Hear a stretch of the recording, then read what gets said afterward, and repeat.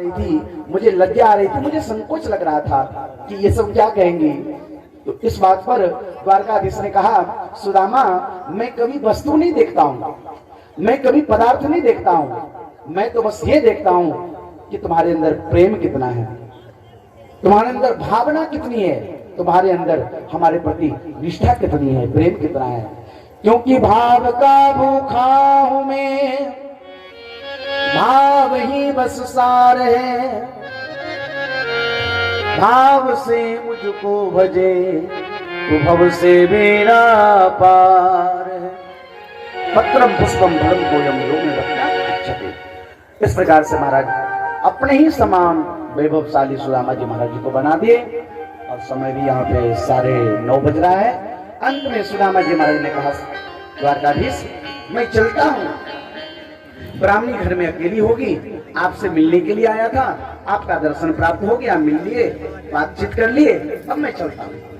द्वारकाधीश बोले, जैसी आपकी इच्छा मित्र, अब हम कैसे कहें कि चले जाओ, 2-4 दिन रुकते तो अच्छा होता, आनंद आता, बहुत दिनों के बाद में आए। सुदामा जी महाराज ने कहा, नहीं, वो ब्राह्मणी घर में अकेली होगी, बच्चे परेशान कर रहे होंगे, मैं चलता हूँ। और द्वारकाधीश ने कहा, ठीक है सुदामा, जैसी आपकी इच्छा।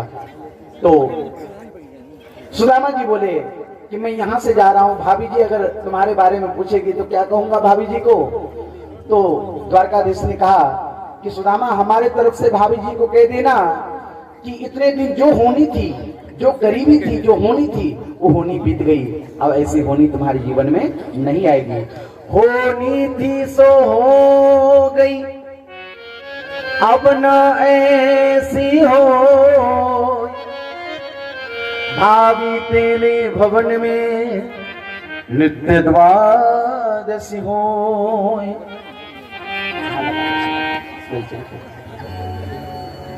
सुदामा जी महाराज जी को अपने ही समान वैभवशाली बना दिए।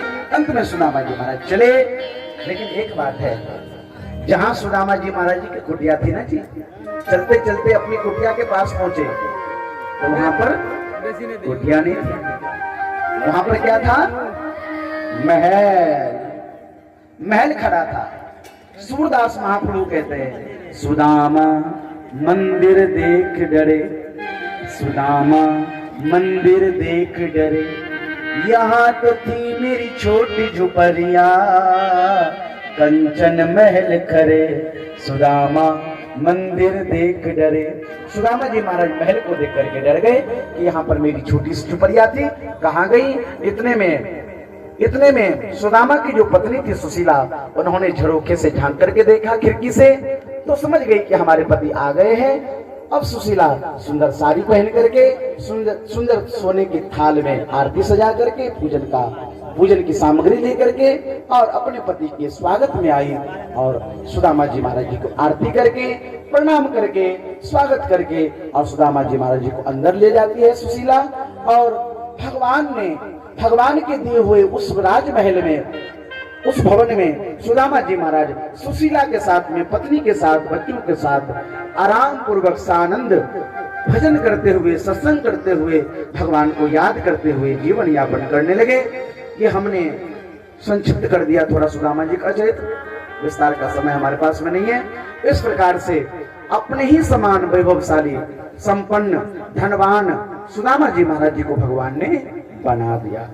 तुझे देते नहीं देखा, भगवान कब देते हैं, कहां देते हैं, कैसे देते हैं, ये कोई नहीं जानता, ये तो देने वाले और लेने वाले ही जानते हैं।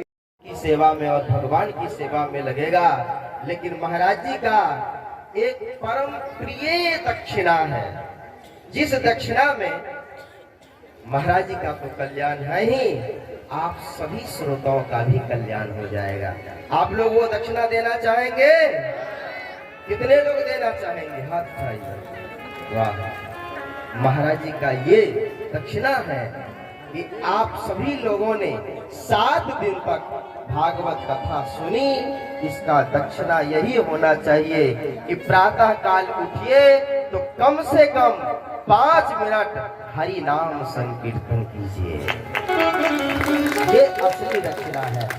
और आजकल रुपया पैसा की भी आवश्यकता संतों की भक्तों की सेवा के लिए होता है, तो सभी लोग दक्षिणा के रूप में महाराज जी को जो भी सम्मान पुष्प अर्पण करना चाहेंगे आप लोग बारी बारी से आएंगे। लेकिन उसके पहले मैं निवेदन करता हूँ श्री ललित जी से आप अपना भाव व्यक्त करें। पुनः हम आर्गन वाले भैया जी से विदाई गीत सुनेंगे, है ना। हाँ, उसके बाद फिर आरती होगी, सभी लोग आरती प्रसाद लेके जाएंगे। एक बार जोर से जयकारा लगाइए, बोलिए भागवत भगवान की, कृष्ण कन्हैया लाल की, बाके बिहारी सरकार की, परम श्री व्यासी महाराज की, परीक्षित जी महाराज की, श्रोता समाज की, जय जय राधे।